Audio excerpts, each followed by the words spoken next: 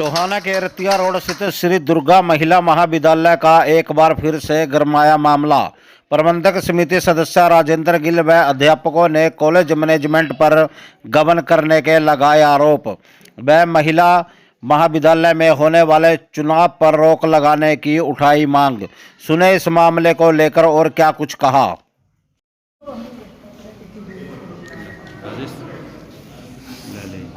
श्री दुर्गा महिला महाविद्यालय में 7 महीनों से प्रशासनिक अधिकारी के द्वारा मैनेजमेंट कमेटी के तौर पर कार्य किया जा रहा है और कॉलेज में किसी प्रकार की कोई परेशानी नहीं आ रही है। सारे कार्य सुचारू रूप से चल रहे हैं, लेकिन उसके बावजूद भी आज कल लेटर आया है डीसी की तरफ से, जिला रजिस्ट्रार की तरफ से कि मैनेजमेंट जो है वो इलेक्शन करवाना चाहती है और दोबारा से इसमें कॉलेज में घुस करके वही गबन के कार्य और वही जो उनकी पुरानी नीतियां थी उनको दोहराना चाहती है। तो उसके खिलाफ हमने आज प्रेस कॉन्फ्रेंस का आयोजन किया है, जिसमें हम इन 7 महीनों की तस्वीर जो है वो प्रस्तुत करना चाहते हैं। और मेन जो हमारी मांग उस धरने के दौरान रही थी कि इस मैनेजमेंट कमेटी ने जितने भी गबन किए हैं इन 3 सालों में उनकी जांच पड़ताल की जाए, फेयर इंक्वायरी हो और उसके पश्चात जो भी हो, चाहे इलेक्शन है चाहे टेकन ओवर का प्रोसेस है, जो भी हो वो हमें मंजूर है। किंतु इसके बावजूद भी हम शिक्षा मंत्री को लिख चुके हैं, खट्टर साहब को लिख चुके हैं, डीसी साहब से हम बार बार मिल चुके हैं, एसडीएम साहब से हम बार बार रिक्वेस्ट कर चुके हैं कि इनके खिलाफ जो हमने शिकायतें की हैं उनकी कार्रवाई की जाए।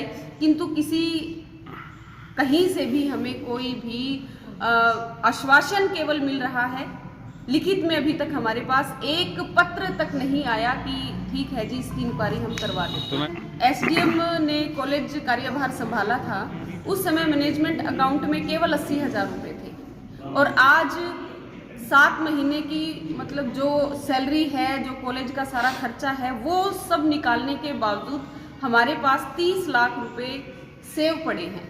सैलरी पर महीने जो है वो पर महीने बिल्कुल सही टाइम पे जो हमें गिड़गिड़ाते हुए मिलती थी सैलरी, हर महीने हमें ये कहा जाता था कि पहले फीस मंगाओ, कॉलेज में पैसा नहीं है, उसके बाद आपको दी जाएगी। और कहीं कहीं तो ये जो जगन्नाथ जी हैं उनके द्वारा ये भी बोला जाता था कि मैं अपने पर्सनल जो है खाते से पैसे आपको दे रहा हूँ, आपकी सैलरी मैं पर्सनली दे रहा हूँ।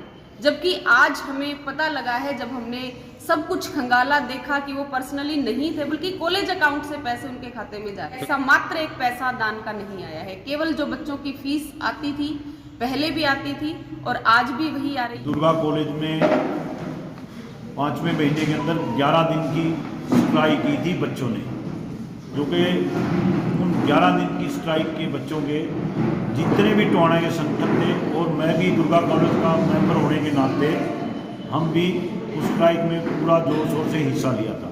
और हमने प्रशासन से मांग की थी कि जब तक इस कॉलेज को या तो गवर्नमेंट कॉलेज बनाया जाए, जब तक गवर्नमेंट कॉलेज नहीं बनता जब उस टाइम तक यहाँ प्रशासक अधिकारी लगाए जाए।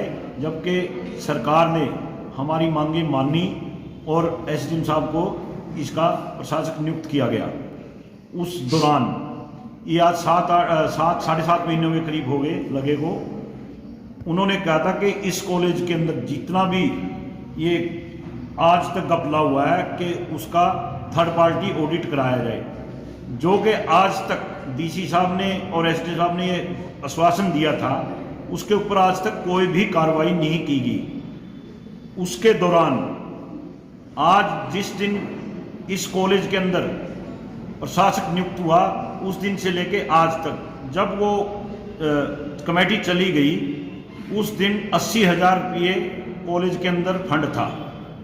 जबकि उस 80,000 के दौरान किसी भी नागरिक से दुर्गा कॉलेज ने एक पैसा नहीं लिया गया, कोई दान नहीं लिया गया।